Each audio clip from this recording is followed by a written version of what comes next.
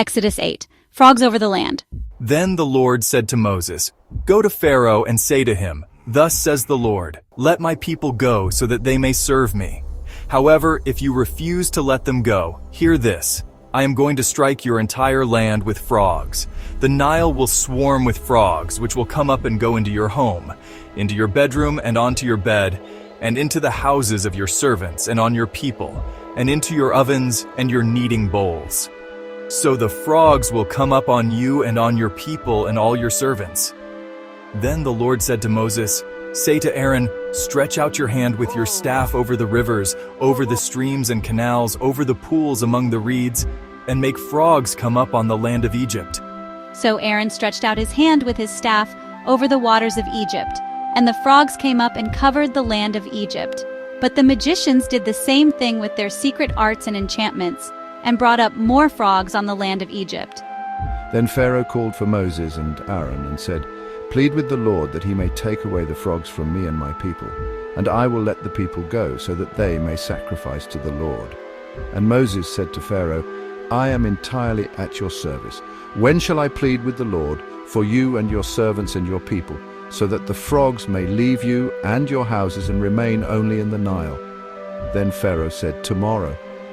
Moses replied, "May it be as you say, so that you may know without any doubt and acknowledge that there is no one like the Lord our God. The frogs will leave you and your houses, and leave your servants and your people. They will remain only in the Nile." So Moses and Aaron left Pharaoh, and Moses cried out to the Lord, as he had agreed to do, concerning the frogs which God had inflicted on Pharaoh. The Lord did as Moses asked, and the frogs died out of the houses, out of the courtyards and villages, and out of the fields. So they piled them up in heaps, and the land was detestable and stank. But when Pharaoh saw that there was temporary relief, he hardened his heart, and would not listen or pay attention to them, just as the Lord had said. Then the Lord said to Moses, "Say to Aaron, stretch out your staff and strike the dust of the ground, and it will become biting gnats, lice, throughout the land of Egypt." They did so. Aaron stretched out his hand with his staff and struck the dust of the earth, and there were biting gnats on man and animal. All the dust of the land became gnats throughout all the land of Egypt.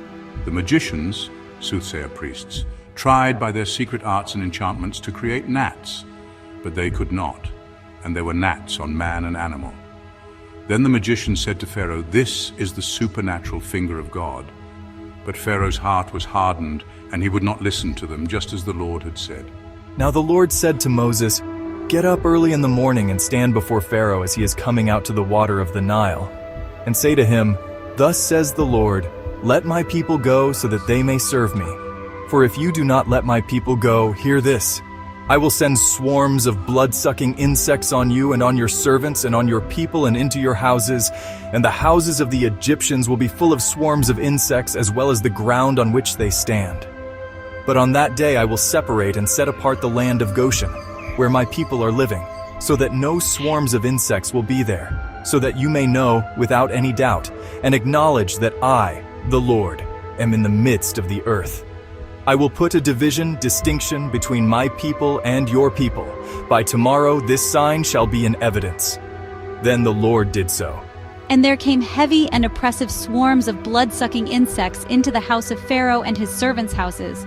In all the land of Egypt, the land was corrupted and ruined because of the great invasion of insects. Then Pharaoh called for Moses and Aaron and said, "Go, sacrifice to your God in the land of Egypt." But Moses said, "It is not possible to do, for we will sacrifice to the Lord our God what is repulsive and unacceptable to the Egyptians, animals that the Egyptians consider sacred. If we sacrifice what is repulsive and unacceptable to the Egyptians, will they not riot and stone us? We must go on a 3-day journey into the wilderness and sacrifice to the Lord our God as he commands us." So Pharaoh said, "I will let you go so that you may sacrifice to the Lord your God in the wilderness. Only you shall not go very far away. Plead with your God for me." Moses said, "I am going to leave you, and I will urgently petition, pray, entreat the Lord that the swarms of insects may leave Pharaoh, his servants, and his people tomorrow. Only do not let Pharaoh act deceitfully again by not letting the people go to sacrifice to the Lord." So Moses left Pharaoh and prayed to the Lord on behalf of Pharaoh. The Lord did as Moses asked and removed the swarms of blood-sucking insects from Pharaoh, from his servants and from his people. Not one remained, but Pharaoh hardened his heart again, and he did not let the people go. To be continued.